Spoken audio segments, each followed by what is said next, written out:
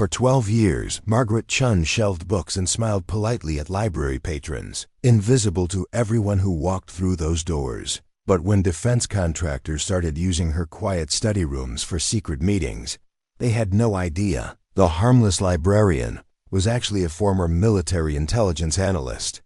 And when Margaret discovered they were running a $2 million weapons theft operation right under her nose, these powerful men were about to learn that the most dangerous person in the room is often the one you never notice. Before we jump back in, tell us where you're tuning in from, and if this story touches you, make sure you're subscribed, because tomorrow, I've saved something extra special for you. Margaret Chen arrived at the Riverside Municipal Library every morning at exactly 7:15 a.m., 30 minutes before opening. She unlocked the heavy oak doors with the same methodical precision she'd used for everything in her life. Deliberate, careful, unnoticed. The library sat in the heart of Riverside's government district, a stately brick building wedged between City Hall and the county courthouse, its tall windows overlooking the morning bustle of bureaucrats and civil servants. Heading to work. At first glance, Margaret fit the stereotype perfectly. Gray hair pulled into a practical bun, wire-rimmed glasses perched on her nose, and an endless rotation of earth-toned cardigans that seemed to camouflage her against the book stacks. She spoke in measured tones, smiled politely at patrons, and never raised her voice above a library-appropriate whisper. To the casual observer, she was exactly what they expected, a middle-aged woman who'd found her calling among dusty volumes and late fees. But Margaret's eyes told a different story. They moved constantly, scanning, cataloging, filing away details that others missed. The way she arranged her desk wasn't librarian neat. It was intelligence analyst precise. 3 pens aligned, notepad positioned at a 45-degree angle, coffee mug handle pointing exactly east. Old habits from a life she'd left behind, but never quite forgotten. The morning routine was sacred. Check the overnight book drop. Scan for damages or unusual returns.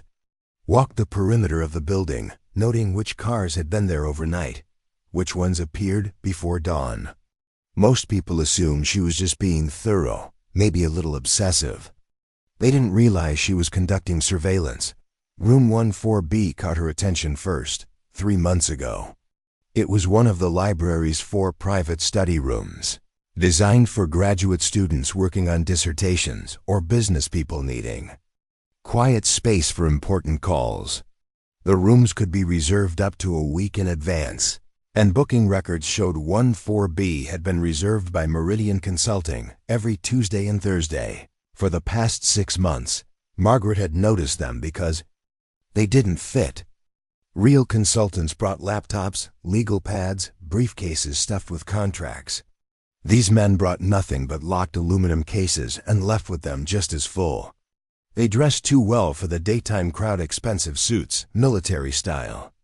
Watches, the kind of confident swagger that came from carrying concealed weapons.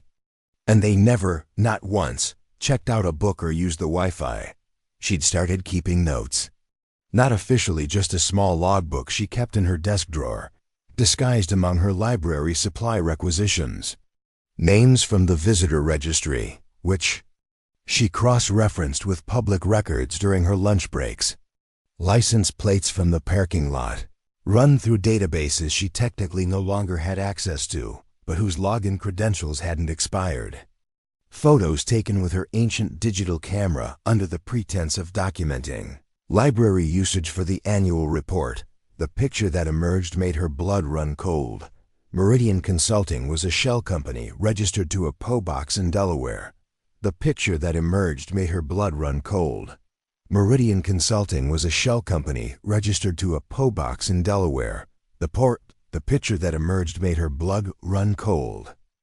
Men using room 14B included Marcus Webb, a disgraced former Army quartermaster who'd been quietly pushed out after an investigation into missing inventory, and David Sterling, whose name appeared on a federal watch list of arms dealers operating in legal gray areas. The license plates traced back to vehicles registered under false names. but the insurance policies connected to legitimate defense contractors with multi-million-dollar government deals. Margaret recognized the pattern because she'd tracked it before. During her 15 years with military intelligence, she'd specialized in procurement fraud, the theft and resale of weapons, equipment, and supplies from military bases and government contractors. She'd seen operations exactly like this in Iraq, Afghanistan, and 3 different domestic bases. Someone was using the library as a coordination hub for a weapons trafficking ring, but she'd learned from experience that knowing and proving were 2 entirely different things. Her intelligence career had ended abruptly in 2011, not because of failure, but because of success. She'd uncovered evidence that a weapons theft ring included officers with political connections, men who had the power to bury investigations and end careers. When she'd tried to report up the chain of command, she'd found herself reassigned to a desk job, then early retirement with a pension and a clear message: stay quiet, stay alive, stay invisible. So she'd become a librarian. It seemed safe, peaceful, the kind of job where the most dangerous thing she'd encounter would be a paper cut from a book spine.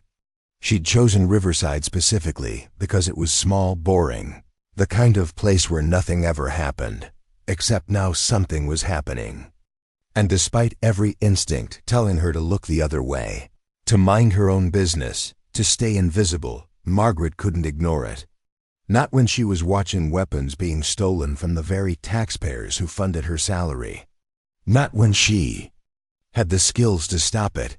The irony wasn't lost on her. She'd spent 2 years trying to disappear, to become the harmless librarian everyone expected her to be. But criminals had made one crucial mistake. They'd assumed she was exactly what she appeared to be. They had no idea they were conducting their illegal business under the watchful eye of one of the military's former top investigators. As Margaret locked her logbook back in the desk drawer and prepared for another day of smiling politely at patrons, she made a decision. It was time to stop being invisible. The hunt was about to begin. Tuesday morning started like any other, except for the manila folder that someone had left behind in room 14B.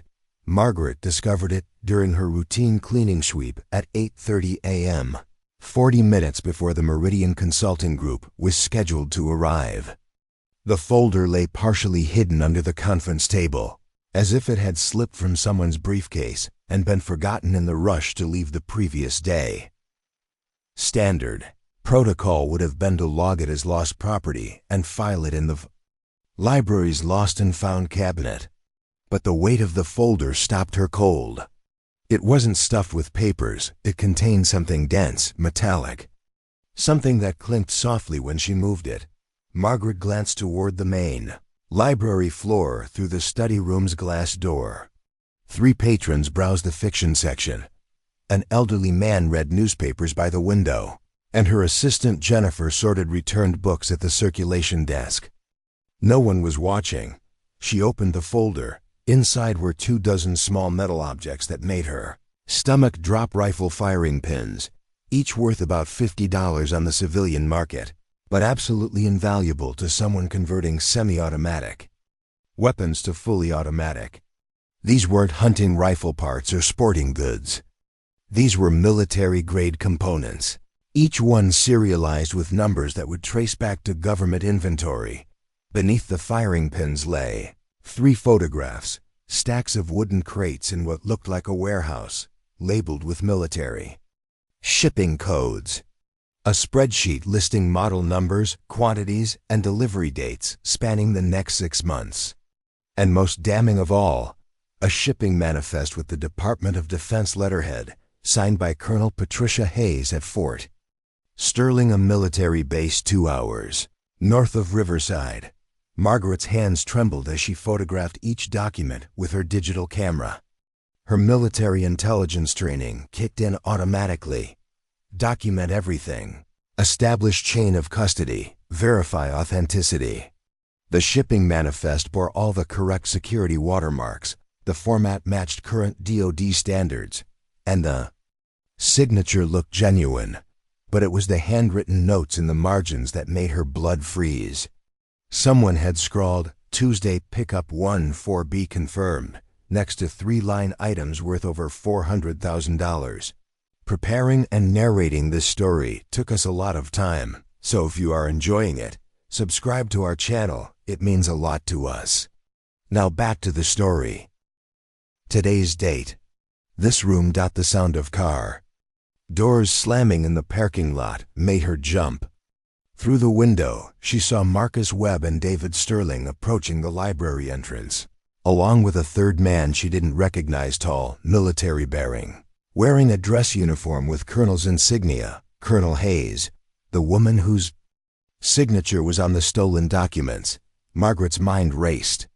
In 15 minutes, these three would be sitting in this room, conducting business with stolen military weapons. She had evidence of the theft, but being in possession of that evidence also made her a witness and potentially a target. She had two choices: replace the folder exactly where she'd found it and pretend this never happened, or take it and risk everything. The library's front door chimed as the three entered.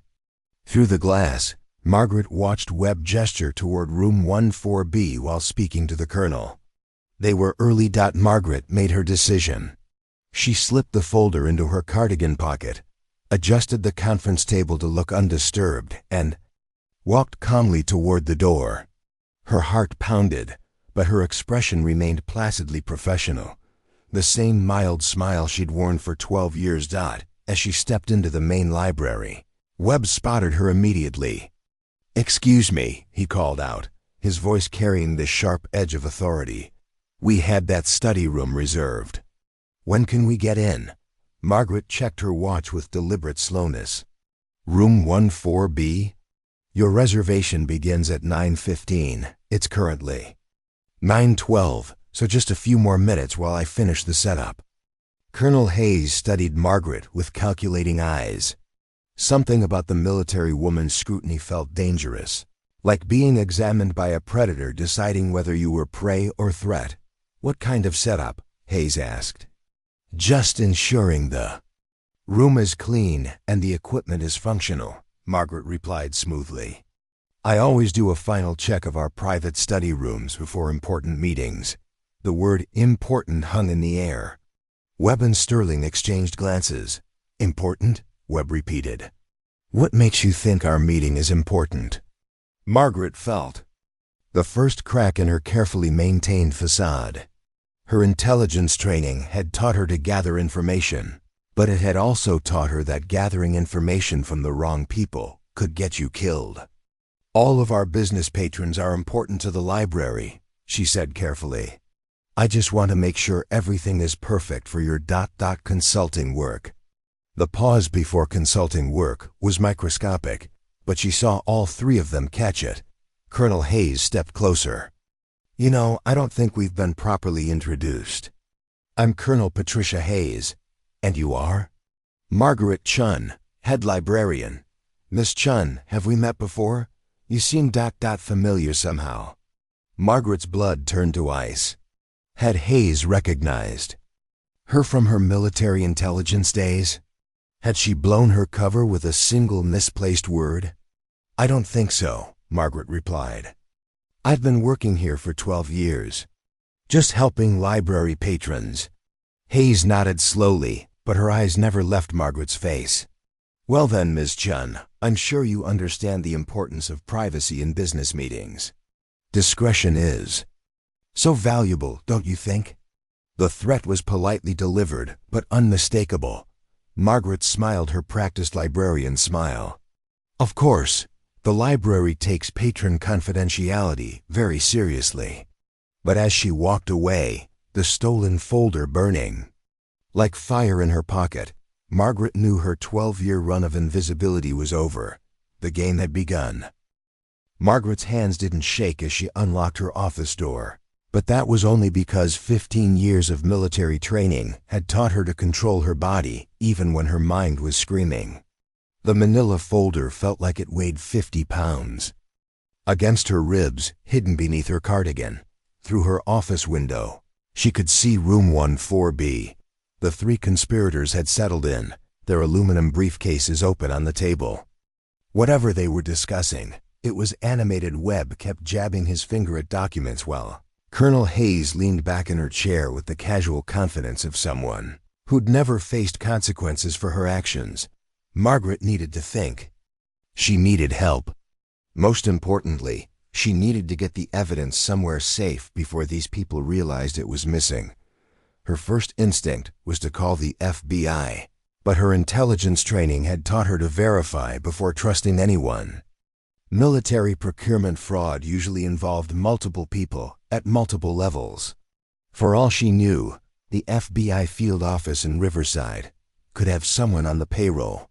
She opened her laptop and began researching. Colonel Patricia Hayes, stationed at Fort Sterling, had an exemplary record spanning 22 years. Multiple commendations, 2 tours in Afghanistan, recently promoted to head of base logistics.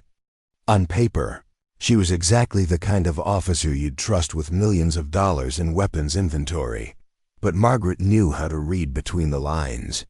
Hayes had been at Fort Sterling for only 8 months, transferred there after a routine rotation from Fort Campbell. Margaret cross-referenced the timing with her old contacts. Using encrypted military databases, her security clearance technically still allowed her to access. What she found made her stomach clench. Fort Campbell had conducted a major inventory audit 6 months before Hayes's transfer. The audit results were classified, but the timing suggested Hayes had been quietly moved before the findings became public. A soft knock on her office door made her jump. "Ms. Chen?"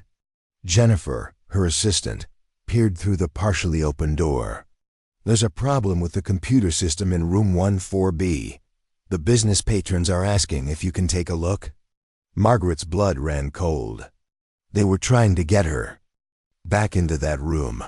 What kind of problem? She asked, minimizing her laptop screen. Something about the Wi-Fi connection. They seemed pretty upset about it. Through her window, Margaret could see Webb standing by the study room door, his posture tense. When he spotted her looking, he gestured impatiently for her to come over. Margaret stood slowly, her mind calculating options. She could send Jennifer instead, but that would put her assistant in potential danger.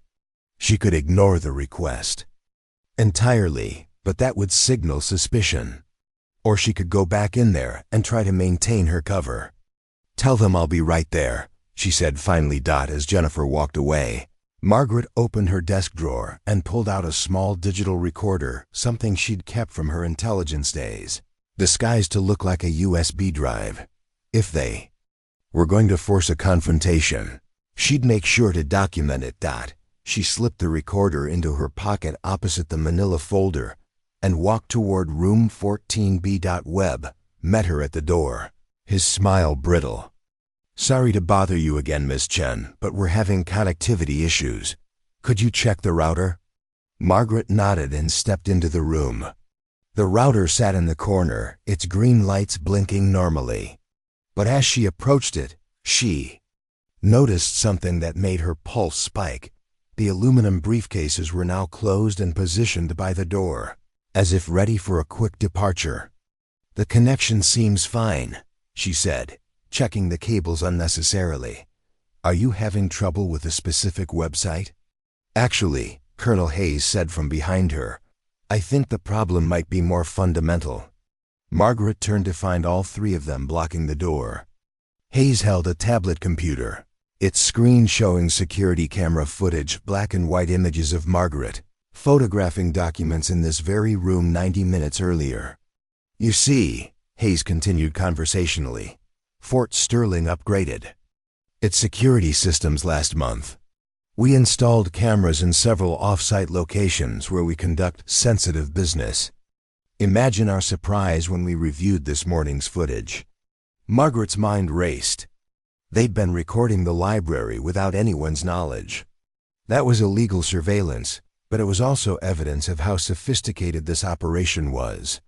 "I don't understand," Margaret said, maintaining her librarian persona. What does Fort Sterling security have to do with library Wi-Fi? Sterling laughed harshly. Drop the act, lady. We know you took our folder. We know you photographed our documents. The question is, who are you working for? I'm a librarian, Margaret replied steadily. I don't know what you're talking about. Webb stepped closer, his hand moving to his jacket. Margaret's trained eye caught the outline of a shoulder holster. We ran your name through some databases, he said quietly. Margaret Chen, former military intelligence, 2011 early retirement after some unpleasantness involving weapons procurement investigations. Small world, isn't it? Her cover was blown. Completely, utterly blown. Hayes stood and walked to the window, looking out at the library's main floor where innocent patrons browsed books, unaware that a confrontation was building 20 feet away. Here's what's going to happen, Miss Chen, Hayes said without turning around. You're going to give us that folder. You're going to delete whatever photos you took. And then you're going to forget this morning ever happened. And if I refuse? Margaret asked. Hayes finally turned, and her smile was ice cold. Then we'll have to discuss how a disgraced former intelligence analyst ended up working in a library. I'm sure your background check was thorough, but I wonder if they knew about your history with unauthorized weapons investigations? About why you really left the military. The threat was clear: cooperate or face exposure, disgrace, and criminal charges. Margaret looked at the three faces staring at her. Powerful people accustomed to getting their way. People who'd built careers on intimidating others into silence. They'd made one crucial mistake. They assumed she was the same person who'd been quietly forced out of the military 12 years ago. No, Margaret said simply. The word hung in the air like a gunshot. The silence in room 14B stretched like a wire about to snap. Webb's hand twitched toward his concealed weapon. Sterling's face darkened with anger.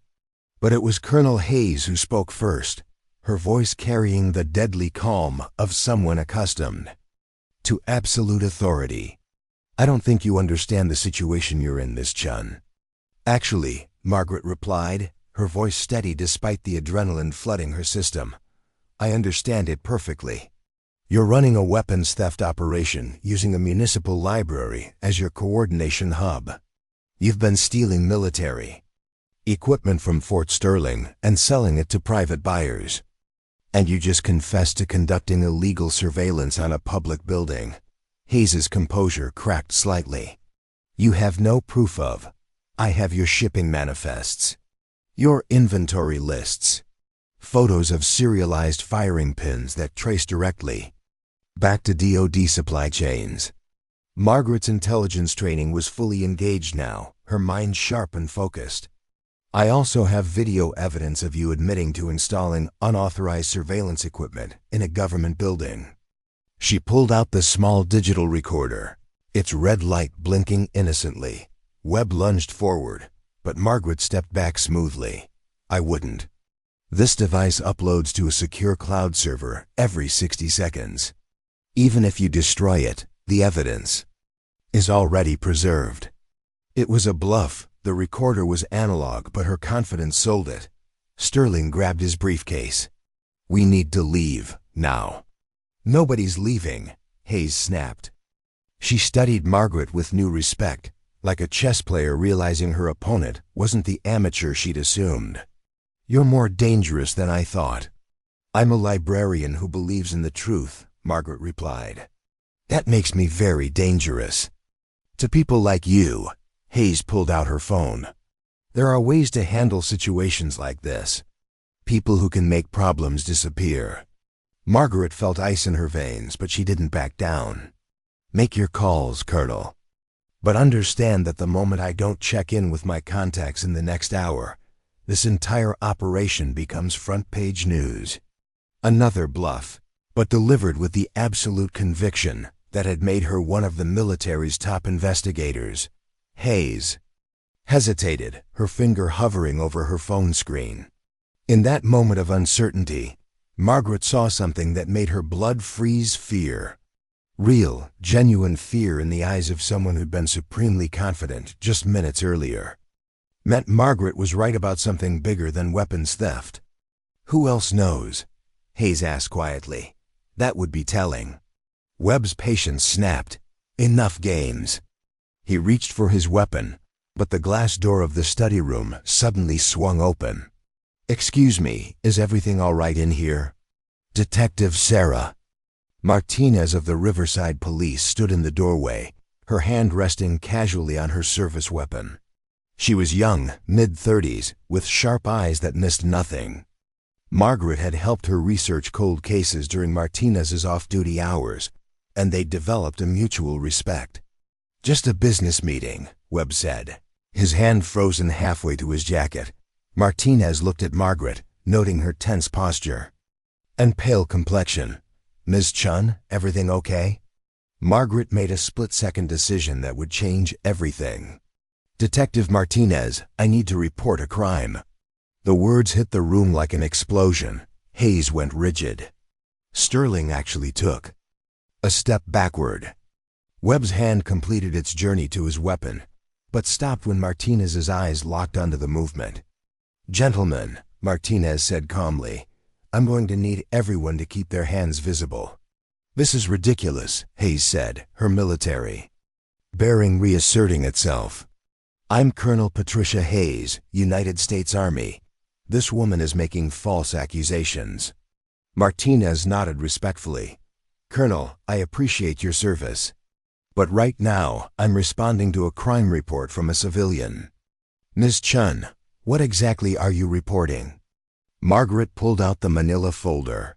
"Theft of military weapons and equipment, conspiracy to commit fraud against the Department of Defense, and illegal surveillance of a public building." She handed the folder to Martinez, who opened it and immediately went pale at the sight of the firing pins and documents. "Jesus," Martinez whispered.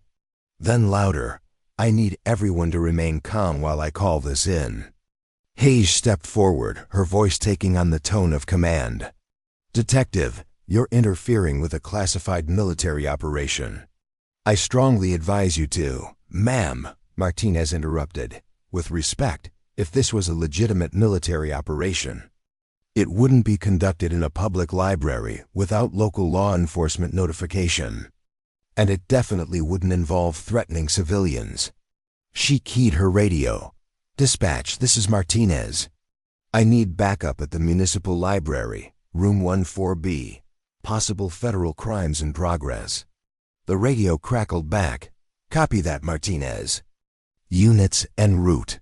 Webb made his move, finally drawing his weapon, but Margaret was ready. Her hand shot out and grabbed the fire alarm on the wall, pulling it hard. The piercing wail filled the building. Emergency lights began flashing. And suddenly, room 14B was the center of attention for every person in the library, through the glass walls. Margaret could see library patrons looking toward the sound, Jennifer rushing toward them with concern, and in the distance, the first police sirens beginning to wail. Hayes stared at Margaret with something approaching admiration. "You clever bitch, you planned this." Margaret smiled for the first time since the confrontation began. "Colonel, I spent 15 years tracking people like you. Did you really think I'd walk into this room without a backup plan?" Martinez drew her weapon, now facing 3 suspects instead of confused business people. "Everyone on the ground, now!" But Margaret was already moving toward the door, the evidence secure in Detective Martinez's hands, the fire alarm ensuring that dozens of witnesses would remember exactly who was in room 14B when the police arrived. Quiet Librarian had just checkmated 3 career criminals, and they were only beginning to understand how badly they'd underestimated her. As the fire alarm wailed and police sirens grew louder outside, Detective Martinez kept her weapon trained on the 3 suspects while backup streamed into the library. But it was the look on Colonel Hayes's face that would haunt Margaret for weeks, the dawning realization that she'd been outplayed by someone she'd dismissed as harmless. "On the ground, all of you." Martinez commanded as 4 additional officers burst through the study room door. Webb complied immediately, his weapon clattering to the floor as he dropped to his knees. Sterling followed suit, his expensive suit wrinkled as he pressed his face to the carpet. But Hayes remained standing, staring at Margaret with a mixture of fury and grudging respect. "You knew," Hayes said quietly, even as officers surrounded her. "You knew we were coming back for the folder." Margaret nodded. "The moment you mentioned Tuesday pickup in your notes, I knew you'd discover it was missing within hours. I also knew you'd try to handle it quietly rather than risk exposure. So you called the police?" "I called Detective Martinez yesterday," Margaret replied. "Asked her to stop by this morning to discuss a research project. The timing was flexible." Martinez glanced at Margaret with surprise, but kept her focus on the suspects. "Ma'am, hands behind your back now." As Hayes was cuffed, she continued staring at Margaret. "Yesterday? You've been planning this since yesterday?" "Since 3 months ago, actually." Margaret walked to the study room's whiteboard and picked up a marker. "Would you like to see?" She began drawing a diagram: names, dates, connections. The same type of intelligence analysis chart she'd perfected during her military career. "Meridian. Consulting," she wrote at the top, then drew lines connecting it to Webb, Sterling, and Hayes. "Shell Company established 6 months ago, 2 weeks after Colonel Hayes was transferred from Fort Campbell." More lines, more connections.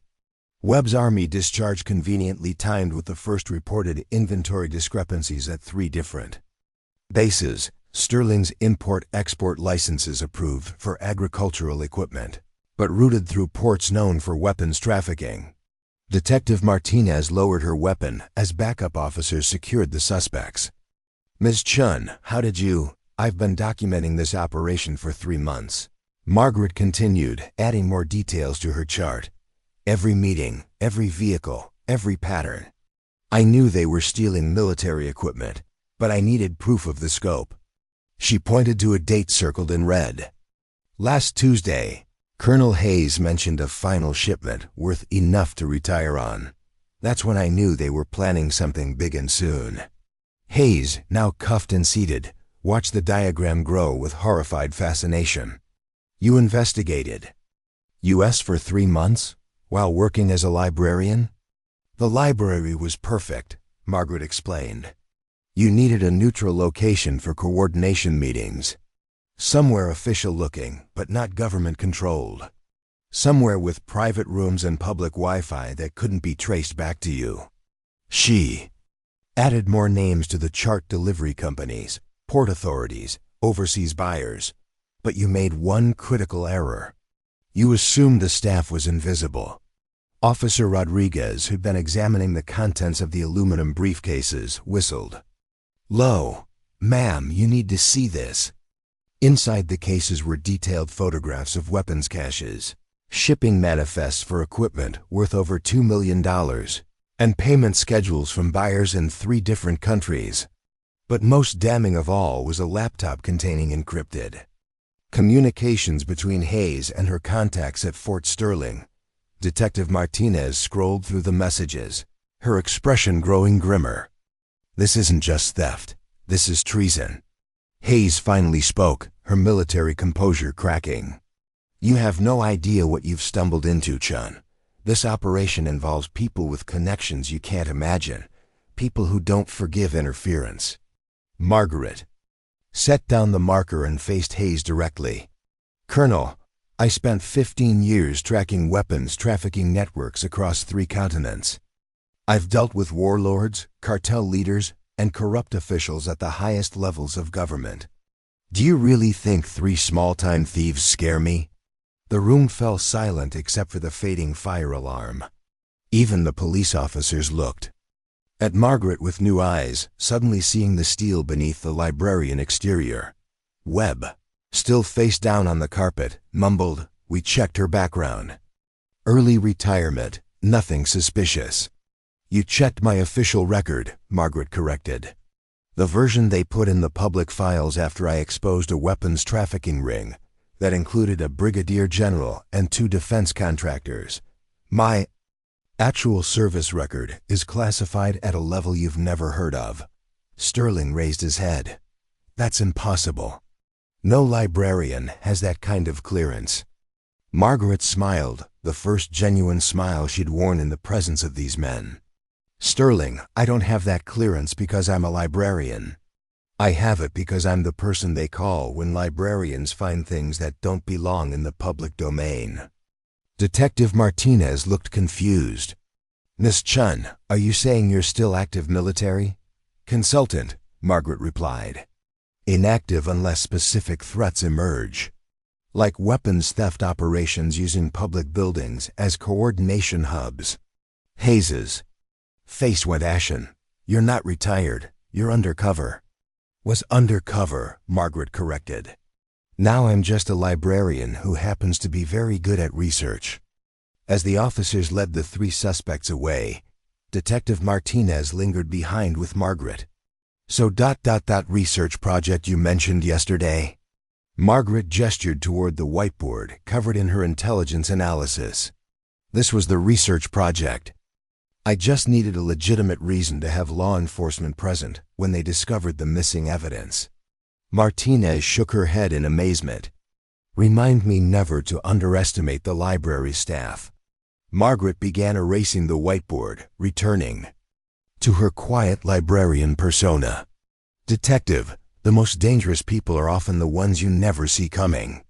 Through the study room window, she watched the suspects being loaded into police vehicles, while library patrons slowly returned to their books and computers. 12 years of invisibility were over. But for the first time since leaving the military, Margaret felt like herself again. 2 hours after the arrests, Margaret sat in her office while FBI agents converted the library's conference room into a temporary command center. Through her window, she watched federal investigators photograph Room 14B, dust for fingerprints, and catalog evidence that would likely put Hayes, Webb, and Sterling away for decades. Agent Rebecca Torres knocked on Margaret's doorframe. Torres was the lead investigator from the FBI San Diego field office, a sharp woman in her 40s who'd arrived within 90 minutes of Detective Martinez's initial call. Ms. Chen? Could we talk? Margaret gestured to the chair across from her desk, of course. Torres closed the door and sat down, studying Margaret with the same calculating gaze that Colonel Hayes had used hours earlier. But where Hayes had been predatory, Torres seemed genuinely curious. I've been reading your file, Torres said. The classified version, Margaret nodded. She'd expected this conversation. 15 years of military intelligence. Specialist in weapons trafficking and procurement fraud. Responsible for breaking up operations worth over $50 million in stolen equipment. Torres leaned forward. Then suddenly, early retirement and a job stamping due dates in library books. Sometimes people want a quiet life, Margaret replied. Except you didn't have a quiet life, did you? You spent 3 months conducting a solo investigation into a federal crime syndicate, using library resources, your own time, and considerable personal risk. Torres opened a tablet and showed Margaret surveillance photos images of her photographing license plates, documenting meeting times, tracking the suspect's movements. We've had Hayes under investigation for 6 weeks, Torres continued. We suspected she was involved in weapons theft, but we couldn't prove it. Our agents made contact with local law enforcement, but we were still gathering evidence. Margaret felt a chill. You were already investigating? A joint task force between the FBI, Army Criminal Investigation Command, and Homeland Security. Hayes isn't just stealing weapons. She's part of a network that's been operating for over 2 years. Bases in 5 states, equipment worth tens of millions of dollars. Torres swiped to another image, an organizational chart that made Margaret's blood run cold. Hayes was just one node in a network that included colonels, majors, defense contractors, and shipping companies spread across the country. The operation you uncovered today, it was supposed to be their final score before shutting down and disappearing. 2 million in portable weapons, untraceable sales to overseas buyers, enough money to vanish permanently. Margaret stared at the chart. How long have you known about the library meetings? We didn't. Our surveillance focused on Fort Sterling and the shipping companies. We had no idea they were using a public library for coordination until Detective Martinez called it in this morning. Torres closed the tablet. Ms. Chen, you single-handedly prevented the largest weapons theft in recent U.S. history. The weight of that statement settled on Margaret like a physical force. She'd thought she was stopping a local crime. Instead, she'd dismantled a national security threat. What happens now? Margaret asked. That depends on you. Torres leaned back in her chair. The task force could use someone with your skills. Full reinstatement, federal authority, resources to track down the rest of this network. Margaret had known this offer was coming. It was the same choice she'd faced 12 years ago when her investigation into corruption had ended her military career. Stay silent and safe, or fight and risk everything. And if I say no, then you go back to being a librarian. We'll handle the rest of the investigation. You'll testify at the trials, but otherwise, this ends here. Margaret looked around her office, at the reading program posters, the stack of overdue notices, the simple life she'd built after walking away from the world of secrets and violence. For 12 years, this had been enough. Helping elderly patrons find large print novels, organizing children's story time, maintaining the quiet sanctuary where people came to learn and grow. But she also thought about the weapons that would have ended up in the hands of criminals if she'd chosen to look the other way. About the soldiers who would have died because their equipment failed in the field. About the innocent people who would have been hurt by weapons that should have protected them. Agent Torres, Margaret said finally, I have a counter-proposal. Torres raised an eyebrow. I'm listening. I don't want reinstatement. I don't want federal authority or a badge or an office in Washington. Margaret stood and walked to her window, looking out at the library's main floor where normal people were doing normal things, studying, reading, learning. But I want to stay here. Here? This library serves a community, real people with real problems. And apparently, it's also a place where criminals think they can hide. Margaret turned back to Torres. Make me a civilian consultant. Let me keep my library job, but give me the resources to watch for patterns, to spot problems before they become crises. Torres frowned. A librarian intelligence analyst. Think about it. Libraries are perfect cover for surveillance. We have access to public records, internet databases, and community information that federal agents can't touch without warrants. We're trusted by the community, invisible to criminals, and positioned in the heart of every town in America. Margaret sat back down, her voice taking on the calm authority that had made her one of the military's top investigators. The old way of fighting crime is reactive: wait for something to happen, then investigate. But librarians are researchers by nature. We spot patterns, connect information, and help people find what they're looking for. She smiled. Sometimes what we find is evidence of federal crimes. Torres was quiet for a long moment, considering. Finally she spoke. You want to create a network of librarian consultants? Civilian intelligence gatherers embedded in public libraries? I want to prove that the most effective intelligence operatives are the ones criminals never see coming.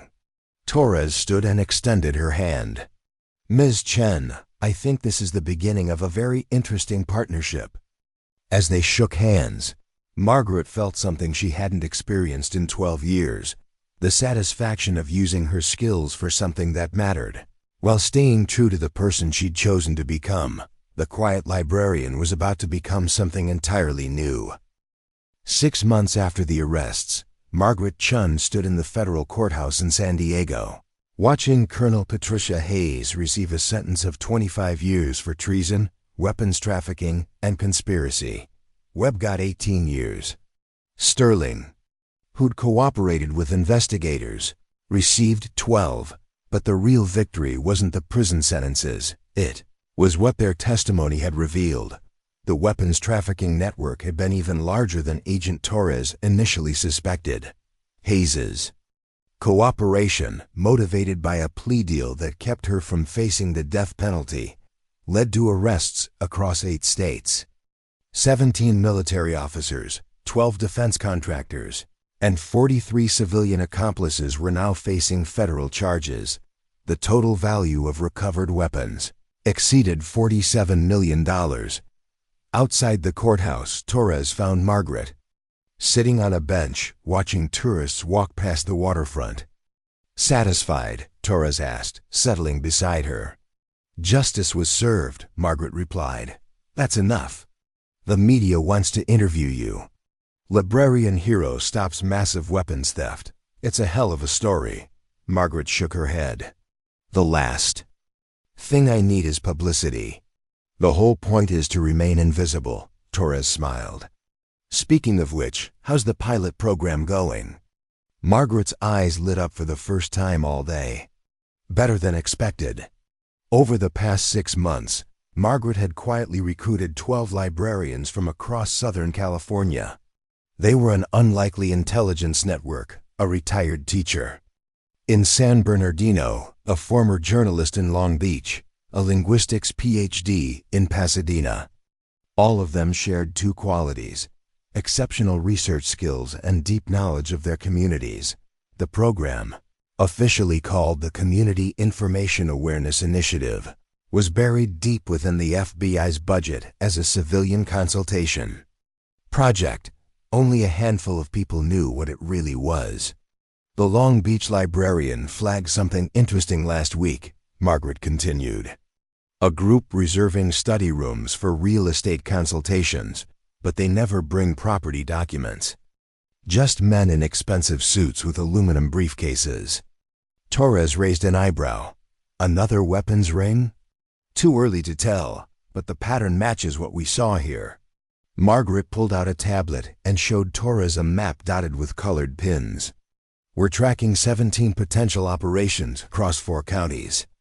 Most will turn out to be legitimate business, but 3 look genuinely suspicious. And nobody suspects? That's the beauty of it. We're librarians. We help people find information. When someone reserves a study room, we make sure they have everything they need. When they leave documents behind, we secure them properly. When they ask questions about shipping regulations or military surplus auctions, we provide helpful research assistance. Margaret's voice carried quiet pride. 2 weeks ago, our Pasadena contact helped the FBI break up a stolen art smuggling ring. The thieves were using the library's public computers to coordinate sales because they thought librarians wouldn't understand the terminology they were using. Torres laughed. They underestimated the wrong profession. People always do. It's our greatest advantage. A black sedan pulled up to the curb and Agent Martinez stepped out. She'd been promoted to the FBI's Joint Task Force after her role in the weapons bust and had become the primary liaison for Margaret's program. Margaret Torres, Martinez greeted them. Sorry to interrupt, but we have a situation. She handed Margaret a classified folder. 3 days ago, our Seattle contact flagged unusual activity at her branch library. Men with foreign accents reserving private study rooms, discussing shipping schedules and cargo manifests. This morning, Homeland Security intercepted communications, suggesting a major terrorism financing operation. Margaret scanned the documents quickly, her trained eye picking out patterns and connections.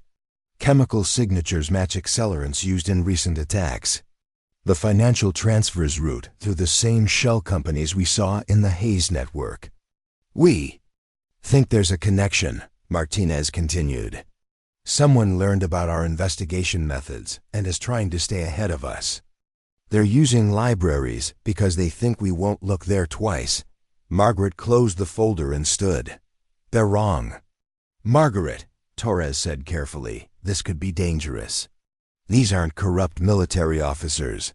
This is international terrorism, which is exactly why it needs to stop. Margaret's voice carried the steel that had made her legendary in military intelligence. Agent Torres, how quickly can you get me to Seattle? 2 hours by federal transport, but no buts. If terrorists think they can use public libraries to plan attacks on American citizens, they're about to learn the same lesson that Colonel Hayes learned. Margaret's smile was sharp as a blade. Never underestimate the quiet librarian. As they walked toward the federal building, Torres shook her head in amazement. 6 months ago, you were stamping due dates and organizing story time. 6 months ago, I thought I wanted a quiet life, Margaret replied. Turns out quiet and invisible aren't the same thing. Quiet means people don't hear you coming. 3 hours later, Margaret Chen was on a plane to Seattle, carrying federal credentials and a briefcase full of surveillance equipment.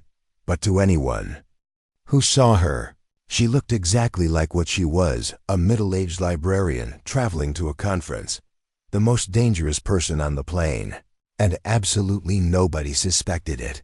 The network she'd built was about to face its biggest test. And Margaret couldn't wait to prove that America's libraries were protected by more than just late fees and overdue notices. They were guarded by professionals who'd learned that the best way to catch criminals was to be the one person they never saw coming. Margaret's plane touched down at Seattle-Tacoma International Airport at 6:47 p.m. on a gray October evening. To the businessman in 12A, she was just another conference attendee with sensible shoes and a rolling laptop bag. To the flight attendant who offered her extra peanuts, she was a friendly middle-aged woman who smiled warmly and said thank you. Nobody noticed that she never once looked at her phone during the flight, instead memorizing every detail from the classified briefing folder hidden beneath a copy of Library Journal in her bag. Agent Sarah Kim met her at baggage claim. Kim was young, barely 30, with the eager intensity of someone still proving herself in the bureau. She'd been assigned to the Seattle task force 3 weeks earlier and was clearly nervous about working with the legendary librarian she'd heard whispered about in federal circles. Ms. Chen? I'm Agent Kim. Welcome to Seattle. Margaret shook her hand with the same firm grip she'd perfected over decades of making people underestimate her strength. Thank you. What's the current situation? As they walked toward the parking garage, Kim briefed her on the developments. The subject group has been using the Capitol Hill Branch Library for 8 days now. Same pattern as your California cases, private.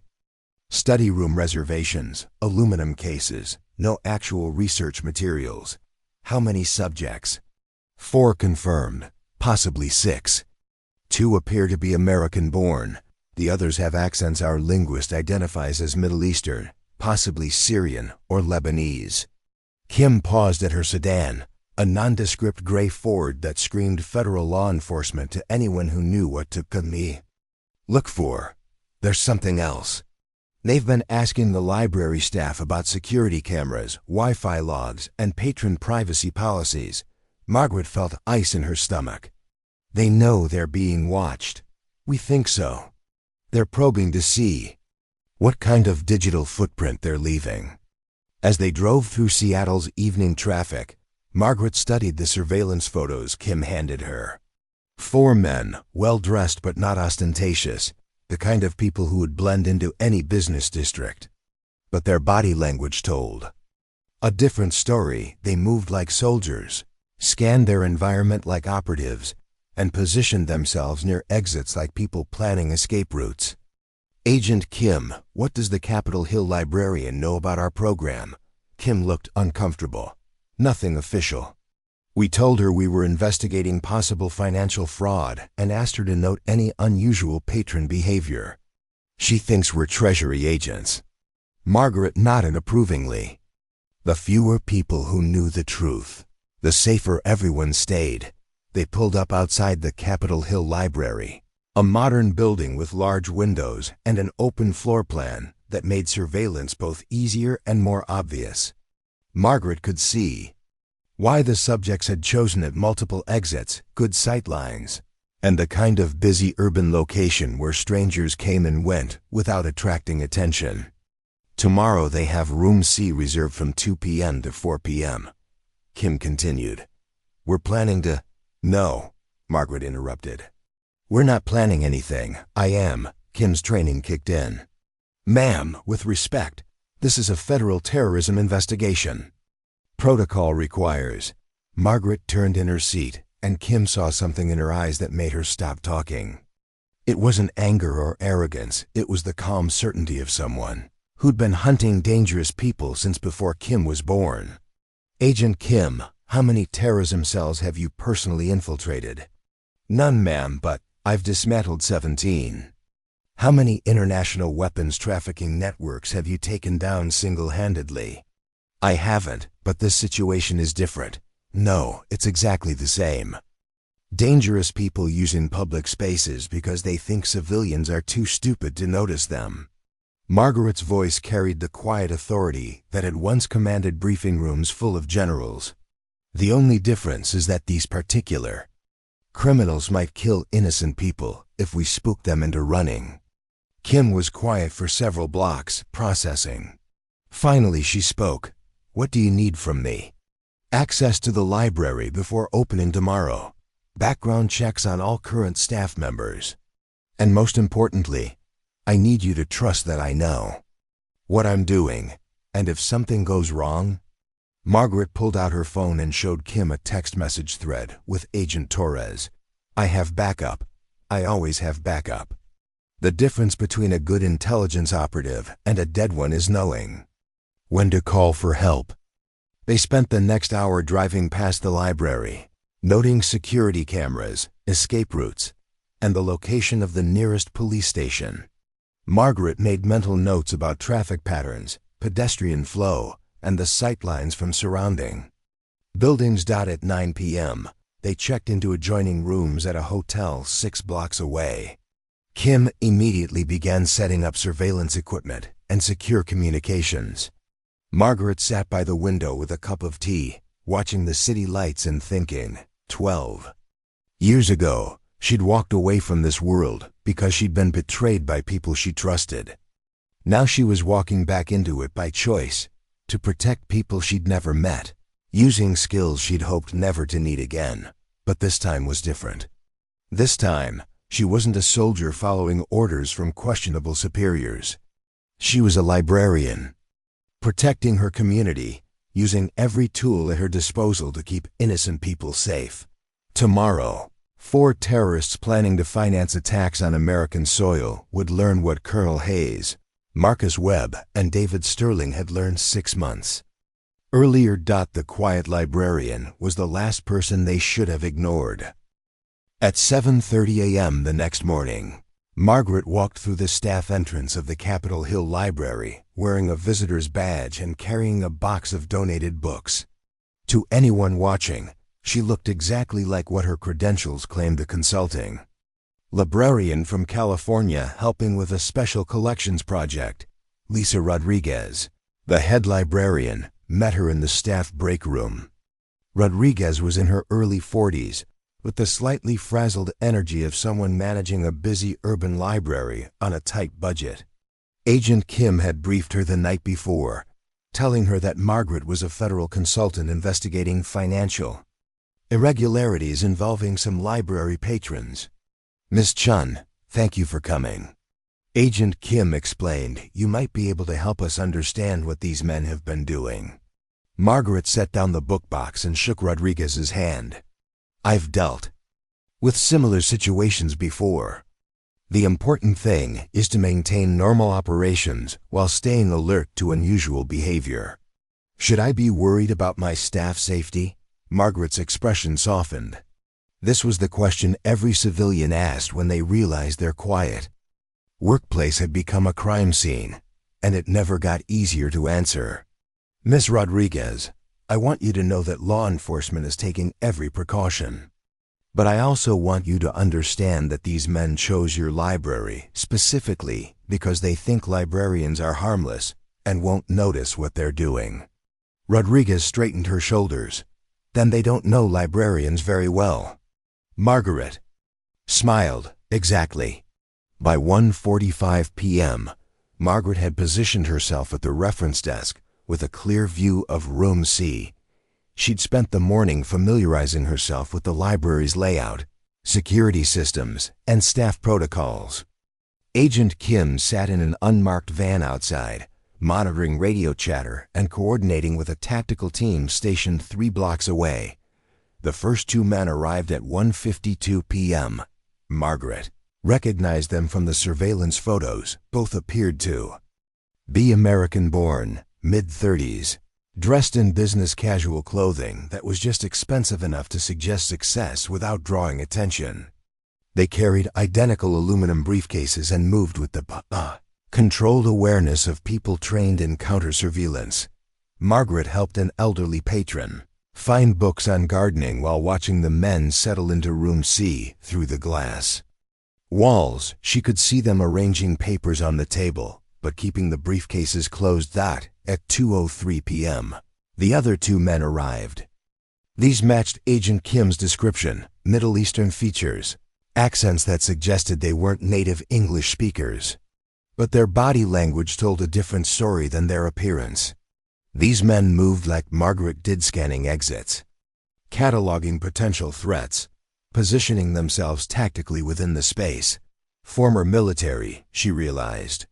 Possibly intelligence operatives themselves.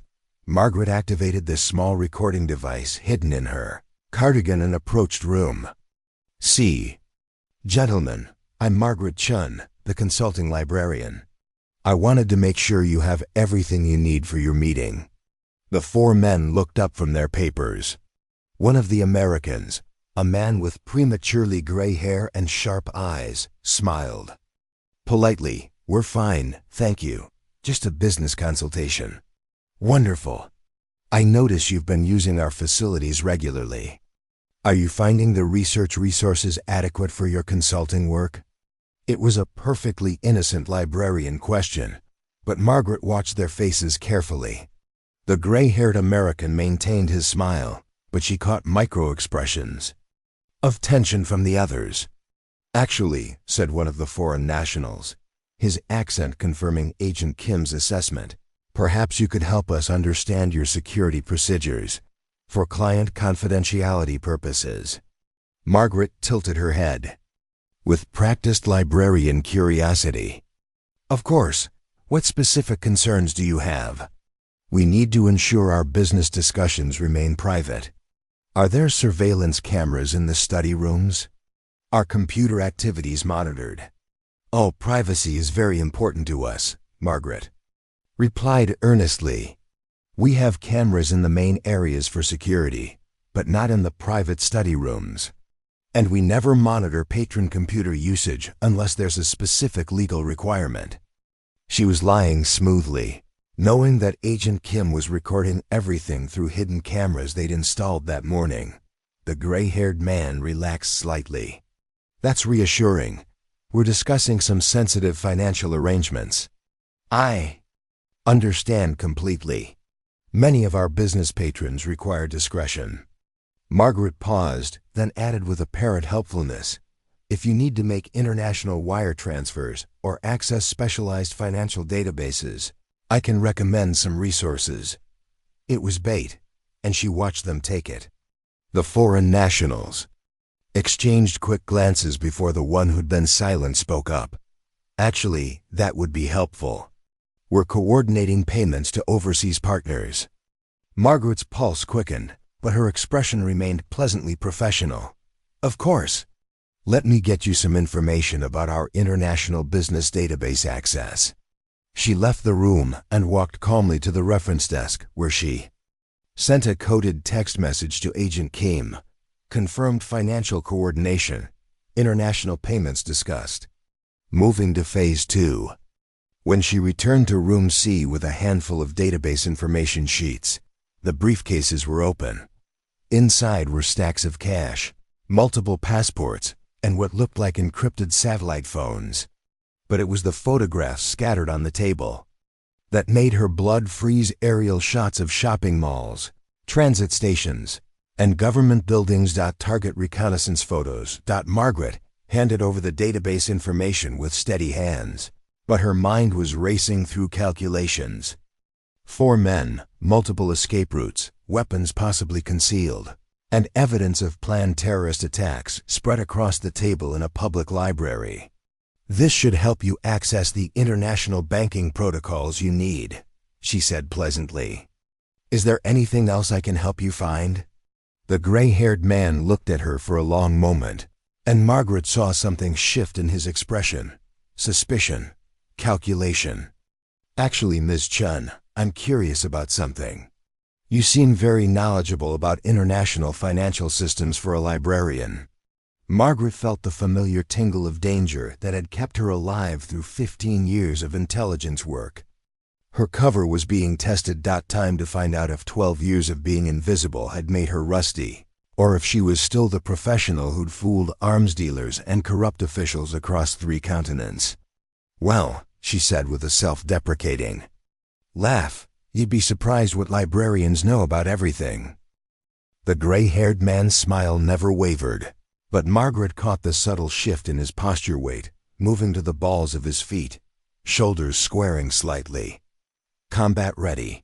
You know, he continued conversationally, most librarians wouldn't immediately think of international wire transfer protocols. That's pretty specialized knowledge. Margaret laughed, the sound perfectly pitched between embarrassed and proud. Oh, you'd be surprised what we have to learn these days.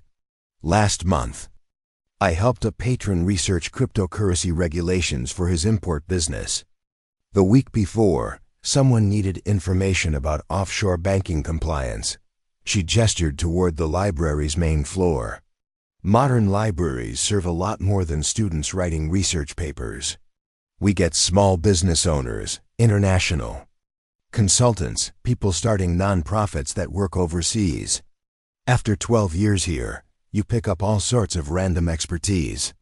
The foreign national who'd been watching her closely spoke up. 12 years, that's a long time in one place. I like the community. I like helping people find what they need. Margaret's voice carried genuine warmth. Speaking of which, how long will you need the room today? I ask because we have a book club meeting at 4, and they get cranky if their space isn't ready. It was a perfect librarian concern, delivered with exactly the right mix of helpfulness and mild authority. Margaret watched the tension drain from their shoulders as they accepted her explanation, but the gray-haired man wasn't quite finished testing her. Miss Chen, you mentioned helping people with international business. I'm curious, have you ever had patrons who seemed suspicious? People asking about things that didn't quite add up? Margaret tilted her head thoughtfully. You mean like potential fraud? Oh yes, unfortunately. We've had people trying to use our computers for identity theft, others researching how to fake documents. I always notify the appropriate authorities when something seems genuinely dangerous. She paused, then added with apparent concern, is there something specific I should be watching for? You sound like you might have law enforcement experience. The man's eyes sharpened. What makes you say that? The way you ask the question. Very professional, like you're used to interviewing people. Margaret shrugged. My ex-husband was a police officer. You develop an ear for that kind of thing. Another lie, delivered so smoothly that even Margaret almost believed it herself. But it worked. The man relaxed again, filing her away as a divorced librarian with enough random knowledge to be helpful, but not enough insight to be dangerous. Just general curiosity, he said. We work in risk assessment, so we're always interested in security vulnerabilities. Margaret nodded knowingly. Ah, that makes sense. Well, if you need any other research assistance, please let me know. She started to leave, then stopped and turned back as if struck by a helpful thought. Oh, one more thing. I noticed you have a lot of photographs there. If you need high-quality scanning or digital archiving services, we have excellent equipment. Many of our business patrons use it for proposal presentations. The four men exchanged glances. The photographs spread across their table were clearly visible aerial shots, building layouts, crowd density studies. Margaret had just offered to help them digitize their target reconnaissance materials. "That's very kind," the gray-haired man said carefully, "but these are quite sensitive. Client confidentiality, you understand." "Of course. We have private scanning rooms with secure disposal protocols. Very popular with architects and developers working on confidential projects." Margaret smiled brightly. "Just thought I'd mention it." As she walked away, Margaret felt their eyes following her. But she'd accomplished what she needed: confirmation that they were planning attacks on the locations in those photographs, and evidence that they were comfortable enough with her presence to discuss operational details. Back at the reference desk, she sent another coded message to Agent Kim. "Target confirmation positive. Evidence of multiple locations. Recommend immediate intervention." Her phone buzzed with Kim's response: "Tactical team moving to position. Maintain distance." But as Margaret looked back toward Room C, she saw something that made her blood freeze. One of the foreign nationals was walking toward the library's main exit, carrying his briefcase and one of the encrypted phones. They were splitting up. Margaret grabbed her purse and followed him, maintaining the casual pace of someone heading out for a coffee break. As she passed Room C, she heard the gray-haired man speaking urgently into one of the remaining phones. Librarian knows too much. Abort current location. Move to secondary. Her cover was blown. Worse, they were scattering before law enforcement could arrest them altogether. Margaret stepped outside and saw the foreign national walking quickly toward a dark sedan parked 2 blocks away. Agent Kim's van was positioned to watch the library's main entrance, but they had no visual on the side street where the car waited. Margaret made a split-second decision that would have horrified her FBI handlers, but felt perfectly natural to someone who'd spent 15 years hunting dangerous people. She followed him. The target didn't look back until he reached his car. When he turned to unlock the door, he found a middle-aged librarian standing 10 feet behind him, holding her purse like a weapon and smiling with absolute confidence. "Hello," Margaret said pleasantly. "I think we need to talk." The man's hand moved toward his jacket, but stopped when Margaret's voice took on a tone he'd never heard from a librarian. "I wouldn't. My backup arrives in 30 seconds, and I really don't want to explain to the FBI why I had to kill someone in broad daylight." For the first time in the entire operation, someone looked at Margaret Chen and saw exactly what she was: not a librarian pretending to be a spy, but a spy who'd learned that the perfect cover was hiding in plain sight. The quiet librarian was done being underestimated. The terrorist's hand froze halfway to his concealed weapon as he processed what he was seeing. The friendly librarian who'd offered to help scan their photographs now stood with the relaxed confidence of someone comfortable with violence. Her purse was positioned like she knew exactly how to use whatever was inside it. "Who are you?" he asked in accented English, his eyes scanning for escape routes. "I'm exactly who I said I was," Margaret replied calmly. "A librarian. I just happen to be very good at research." Agent Kim's voice crackled through Margaret's hidden earpiece. "Margaret, what the hell are you doing? Get back to the library." Margaret ignored her, keeping her attention focused on the man in front of her. She'd learned long ago that the moment you broke eye contact with a dangerous person was the moment they decided to test you. "The photographs on your table," she continued conversationally. "Westfield Shopping Center, Union Station, the federal building downtown, interesting research project." The man's jaw tightened. "You don't understand what you're interfering with." "Actually, I understand perfectly. You're planning coordinated attacks on civilian targets, probably during rush hour for maximum casualties. The question is, how many other cities are involved? Behind her, Margaret heard the soft whisper of footsteps. The man's eyes flicked over her shoulder, and she saw his posture relax slightly. Backup was arriving, his backup, not hers. "You know," said a familiar voice behind her, "I really should have trusted my instincts about you." Margaret turned slowly, keeping the first terrorist in her peripheral vision. The gray-haired man stood 15 feet away, no longer bothering to hide the pistol in his hand. "Mister?" Margaret asked politely. "Let's stick with names, you already." "No, I'm the man whose operation you just destroyed." His smile was ice cold.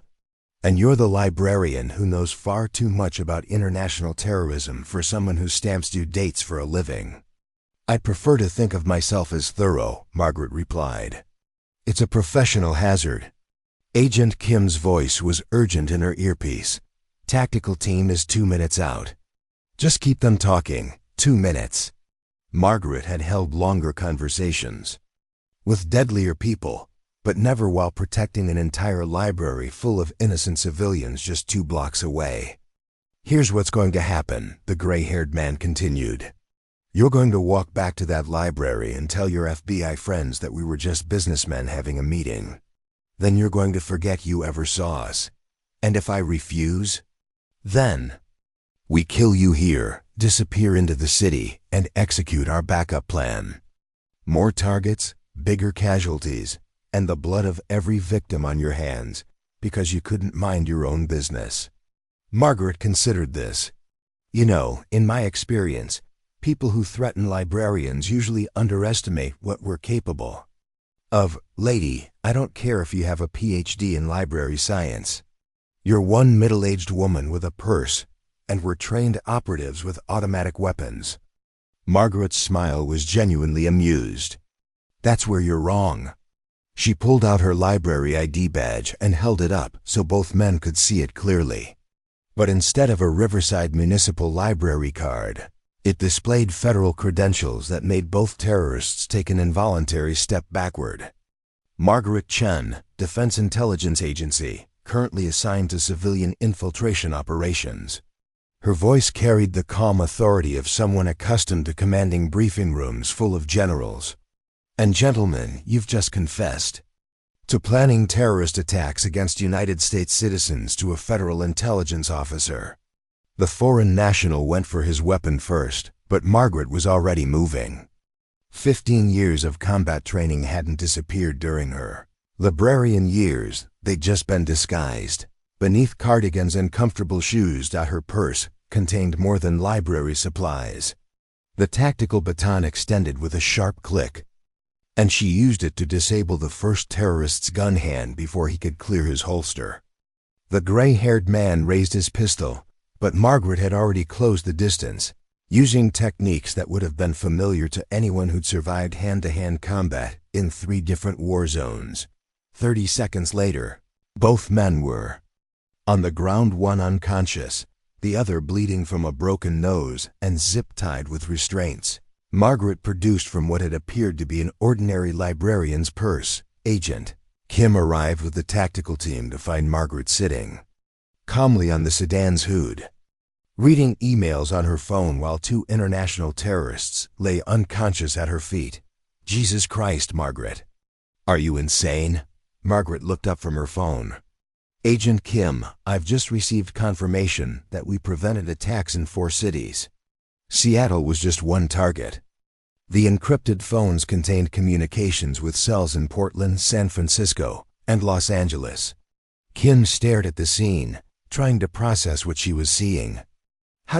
What just happened here?" Margaret stood and smoothed down her cardigan, transforming back into the mild-mannered librarian who'd arrived that morning. "I did exactly what librarians do, Agent Kim. I helped some people find the information they were looking for." She gestured toward the unconscious terrorists. "They were looking for soft targets and escape routes. I was looking for evidence of a conspiracy to commit mass murder." Margaret's smile was peaceful, satisfied. Sometimes research leads you to unexpected places. As the tactical team secured the suspects and Agent Kim coordinated with federal prosecutors, Margaret walked back toward the library. She had a book club meeting to prepare for, and Mrs. Patterson always got cranky when the reading room wasn't set up properly. Behind her, one of the tactical officers shook his head in amazement. "Remind me never to mess with librarians." His partner, loading encrypted phones into evidence bags, nodded grimly. "No kidding. Turns out they know where to find everything, including justice." 1 year after the Seattle operation, Margaret Chen stood in the rose garden of the White House, wearing her best navy blue dress and the same comfortable shoes that had carried her through a dozen dangerous missions disguised as library visits. The president was about to present her with the Presidential Medal of Freedom, but Margaret's mind was on the text message she'd received that morning from Rodriguez in Seattle. Storytime attendance up 300%. Parents say they feel safer knowing a real hero reads to their kids. The Community Information Awareness Initiative, the president announced to the assembled crowd of dignitaries and press, has prevented 17 separate terrorist plots, dismantled 43 criminal organizations, and recovered over $200 million in stolen goods and laundered money. All through the quiet work of librarians who chose to watch, listen, and act when their communities needed them most. Margaret smiled politely for the cameras, but she was thinking about the network she'd built. 312 librarians across 47 states, each one trained to recognize patterns that law enforcement might miss. They weren't spies pretending to be librarians. They were librarians who'd learned to use their natural skills for something bigger than checking out books. After the ceremony, Agent Torres found Margaret on the White House South Lawn, looking remarkably uncomfortable with all the attention. "So," Torres said, "ready to become the most famous librarian in America?" Margaret shook her head. "The whole point is to stay invisible. Fame defeats the purpose. Too late for that. CNN wants an exclusive. Time magazine is doing a cover story. And I've had calls from 3 different production companies wanting to make a movie about the librarian spy." "Absolutely not." Torres laughed. "That's what I told them. But Margaret, you've changed how this country thinks about public libraries. Funding requests are up in every state. Security improvements, technology upgrades, staff training programs, all because people finally understand that libraries are critical infrastructure." Margaret considered this. It was true that the program's success had transformed public perception of libraries from quiet book repositories to community nerve centers. Librarians were being trained in basic surveillance techniques, pattern recognition, and threat assessment. Not to become agents, but to become better protectors of the spaces they'd always guarded. "How's the recruitment going?" Margaret asked. "Faster than we can process applications." Turns out a lot of librarians had been noticing suspicious activity for years, but didn't know who to call or how to report it properly. Torres pulled out her tablet and showed Margaret a map dotted with hundreds of green pins. "We've identified and disrupted operations in places the FBI never would have looked. Rural libraries catching identity theft rings, university libraries spotting academic espionage, children's libraries recognizing human trafficking patterns."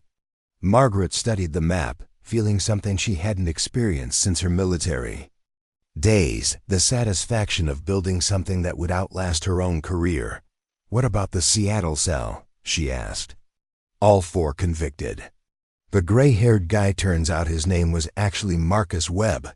Different person entirely, but same methods as your original Riverside case. Got life without parole. The intelligence from their phones led to arrests in 12 countries. Margaret nodded. Justice served, lives saved, and criminals who'd thought they were untouchable learning that the most dangerous networks were often hidden in plain sight. 3 hours later, Margaret was back on a plane to California. Metal safely stored in her carry-on bag, and mind already focused on the next case. A librarian in Phoenix had flagged unusual activity around their computer terminals. Men with foreign accents researching power grid layouts and water treatment facilities. It was probably nothing, but probably wasn't good enough when innocent. Lives were at stake. As the plane lifted off, Margaret opened her laptop and began reviewing the Phoenix surveillance reports. To the businessman in the seat next to her, she looked like any other government employee heading home from a conference, maybe reviewing budget spreadsheets or policy documents. He had no idea he was sitting next to the woman who'd revolutionized American intelligence gathering by proving that the best spies were the ones nobody suspected of being spies at all. 6 months later, on a quiet Tuesday morning, Margaret Chen walked into the Riverside Municipal Library and unlocked the same oak doors she'd been opening for 13 years. She arranged her desk with the same precision, 3 pens aligned, notepad at 45 degrees, coffee mug handle pointing east. But everything else had changed. The library bustled with activity from federal agents conducting training sessions, technology specialists installing new surveillance equipment, and librarians from across the state attending pattern recognition workshops. Room 14B, where it all began, had been converted into a secure briefing center for the Community Information Awareness Initiative. At 9:15 a.m., Margaret's assistant Jennifer knocked on her office door. "Ms. Chen? There's a situation developing in Sacramento. 3 men with aluminum briefcases have been using the main library there for meetings, and the head librarian thinks you should take a look." Margaret smiled and reached for her travel bag, the same canvas messenger bag she'd carried for years, now equipped with federal communication equipment, tactical gear, and credentials that could open doors from the Pentagon to local police stations. "Tell Agent Martinez I'll be on the noon flight," she said, standing and straightening her cardigan. "And Jennifer? Cancel my afternoon appointments. This might take a few days." As she walked toward the library exit, Margaret passed a group of children listening to story time in the main reading room. Their parents watched with the relaxed confidence of people who knew their community was protected by professionals who understood that the best way to catch wolves was to be the sheepdog they never saw coming. Margaret Chen, head librarian and defender of the quiet places where democracy lived, stepped into the California sunshine and prepared to hunt again. Some people spent their careers trying to become invisible. Margaret had learned that the real power came from being invisible, while staying exactly where everyone could see you. The quiet librarian had found her perfect cover: herself.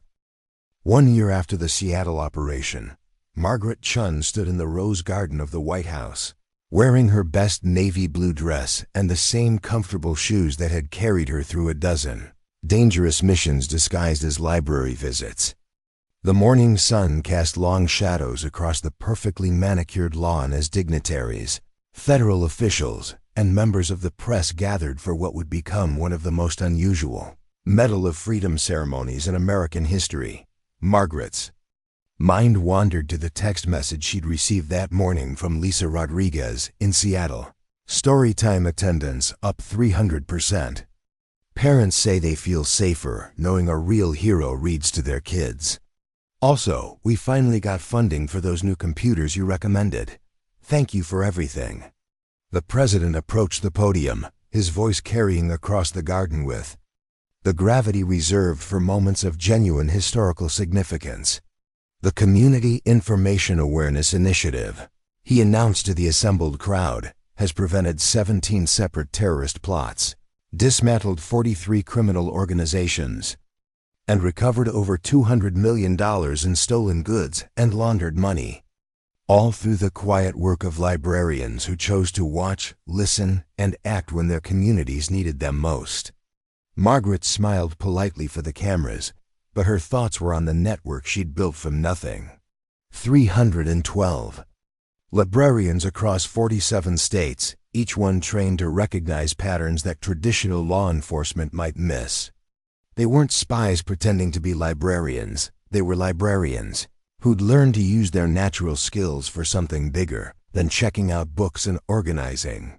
Reading programs out behind the president, Margaret could see Agent Torres in the crowd, beaming with pride. Next to her stood Detective Martinez, now promoted to Deputy Director of the FBI's Domestic Intelligence Division. Even Agent Kim was there, having risen to lead the West Coast Regional Office after her success in coordinating the Seattle operation. All of them products of a program that had started with one angry librarian who refused to let criminals use her library as their headquarters. Margaret Chen, the president continued, spent 13 years perfecting the art of being invisible. But when her community needed protection, she proved that the most dangerous person in any room is often the one nobody notices. Today, we honor not just her courage, but the courage of every librarian who has chosen to stand guard over the places where democracy lives and grows. The medal felt heavier than Margaret had expected as it was placed around her neck. The weight wasn't just ceremonial, it represented the responsibility she'd accepted when she chose to stop hiding from her past and start using it to protect her future. After the ceremony, Torres found Margaret on the White House South Lawn, looking remarkably uncomfortable with all the attention. "So," Torres said with a grin, "ready to become the most famous librarian in America?" Margaret shook her head firmly. "The whole point is to stay invisible. Fame defeats the purpose entirely." Too late for that, I'm afraid. CNN wants an exclusive interview. Time magazine is doing a cover story called "The Librarian Who Saved America." And I've had calls from 3 different Hollywood production companies wanting to make a movie about the librarian spy. One of them wants to cast Jennifer Lawrence. Absolutely not. To all of it, Torres laughed, but her expression grew more serious. "Margaret, you've fundamentally changed how this country thinks about public libraries. Funding requests are up 40% in every state. Security improvements, technology upgrades, staff training programs, all because people finally understand that libraries are critical infrastructure, not just places to borrow books." Margaret considered this as they walked across the lawn. It was true that the program's success had transformed public perception of libraries from quiet book repositories to community nerve centers. Librarians across the country were being trained in basic surveillance techniques, pattern recognition, and threat assessment. Not to become agents, but to become better protectors of the spaces they'd always guarded. "How's the recruitment going?" Margaret asked. "Faster than we can process applications." Turns out a lot of librarians had been noticing suspicious activity for years, but didn't know who to call or how to report it properly. Torres pulled out her tablet and showed Margaret a map dotted with hundreds of green pins. "We've identified and disrupted operations in places the FBI never would have looked. Rural libraries catching identity theft rings, university libraries spotting academic espionage, children's libraries recognizing human trafficking patterns." The map was beautiful in its scope, a web of protection spreading across the entire country, anchored by people who'd chosen to serve their communities in the most fundamental way possible. Margaret felt something she hadn't experienced since her military days, the deep satisfaction of building something that would outlast her own career and protect people she'd never meet. "What about the original Seattle cell?" she asked. "All 4 convicted on terrorism charges. The gray-haired guy, turns out his real name was actually David Sterling. Completely different from your Riverside case, but using identical operational methods. Got life without parole. The other 3 got sentences ranging from 25 to 40 years. The intelligence from their encrypted phones led to arrests in 12 countries and prevented what counter-terrorism experts believe would have been the largest coordinated attack on American soil since 9/11. Margaret nodded quietly. Justice served, lives saved, and criminals who'd thought they were untouchable, learning that the most dangerous networks were often the ones hidden in plain sight. "There's something else," Torres continued. The program has had effects we never anticipated. Libraries are reporting increased community engagement, higher literacy rates, and stronger connections between local law enforcement and civilian populations. Turns out when people feel like their neighborhood library is a place where someone is actually watching out for them, they're more likely to get involved in everything else. 3 hours later, Margaret was back on a plane to California, metal, safely stored in her carry-on bag and mind already focused on the next case. A librarian in Phoenix had flagged unusual activity around their computer terminals. Men with foreign accents researching power grid layouts and water treatment facilities. It was probably nothing, but probably wasn't good enough when innocent lives were at stake. As the plane lifted off, Margaret opened her laptop and began reviewing the Phoenix surveillance reports. To the businessman in the seat next to her, she looked like any other government employee heading home from a conference, maybe reviewing budget spreadsheets or policy documents. He had no idea he was sitting next to the woman who revolutionized American intelligence gathering by proving that the best spies were the ones nobody suspected of being spies at all. 6 months later, on a quiet Tuesday morning in spring, Margaret Chen walked into the Riverside Municipal Library and unlocked the same heavy oak doors she'd been opening for 13 years. The familiar weight of the keys, the particular way the lock turned, the soft whisper of the door opening onto the main floor, all of it exactly as it had been on that morning when her carefully constructed invisible life began to unravel. She arranged her desk with the same precision that had become second nature, 3 pens aligned perfectly, notepad positioned at 45 degrees, coffee mug handle pointing east. Old habits from a life she'd tried to leave behind, but which had ultimately saved her and countless others. But everything else had changed dramatically. The library bustled with activity that would have been unthinkable a year earlier. Federal agents conducted discreet training sessions with local library staff. Technology specialists installed new surveillance equipment disguised as routine computer upgrades, and librarians from across the state attended pattern recognition workshops in what had once been the quiet study areas, Room 14B, where everything began with Marcus Webb's forgotten manila folder, had been converted into a secure briefing center for the Community Information Awareness Initiative. The same table where weapons theft conspirators had once spread their criminal plans now hosted meetings between FBI analysts, local police chiefs, and head librarians coordinating community protection efforts. Margaret smiled as she watched Mrs. Patterson, the elderly patron who'd been coming to the library for 23 years, checking out her weekly selection of romance novels at the circulation desk. Mrs. Patterson had no idea that the cheerful young woman helping her was actually an FBI trainee learning how to spot surveillance patterns, or that the routine maintenance being performed on the computers included installing software that could track criminal communications networks. The beautiful thing was that it didn't matter. Mrs. Patterson was still getting her books. The library was still serving its community, and democracy was still growing quietly in the space between the stacks. It was just that now, that space was also protected by professionals who understood that the best way to catch wolves was to be the sheepdog they never saw coming. At 9:15 a.m., Margaret's assistant Jennifer knocked on her office door. Jennifer had been promoted to Assistant Director of Library Operations, a new position that officially involved coordinating with federal agencies on community safety initiatives.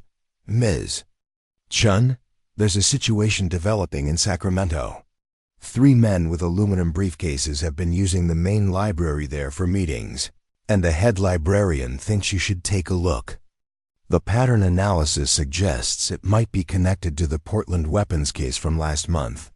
Margaret smiled and reached for her travel bag, the same canvas messenger bag she'd carried for years, now officially equipped with federal communication equipment, tactical gear, and credentials that could open doors from the Pentagon to local police stations. "Tell Agent Martinez I'll be on the noon flight," she said, standing and straightening her cardigan. "And Jennifer? Cancel my afternoon appointments. This might take a few days." As she walked toward the library exit, Margaret passed a group of children listening to story time in the main reading room. Their parents watched with the relaxed confidence of people who knew their community was protected by professionals who understood that the best way to preserve peace was to be eternally vigilant against those who would destroy it. The story being Read Was the Quiet Heroes, a children's book about ordinary people who do extraordinary things when their communities need them. Margaret paused for just a moment, listening to the familiar rhythm of a story being shared, of knowledge being passed from one generation to the next in the most fundamental way humans had ever learned. Margaret Chen, head librarian and defender of the quiet places where democracy lived, stepped into the California sunshine and prepared to hunt again. Her reflection in the library's front windows showed exactly what she'd always been, a woman in a sensible cardigan carrying a practical bag, unremarkable in every way that mattered to people who judged threats by appearance rather than capability. Some people spent their entire careers trying to become invisible. Margaret had learned that the real power came from being invisible while staying exactly where everyone could see you. The quiet librarian had found her perfect cover, herself. Up next, you've got 2 more standout stories right on your screen. If this one hit the mark, you won't want to pass these up. Just click and check them out. And don't forget to subscribe and turn on the notification bell so you don't miss any upload from us.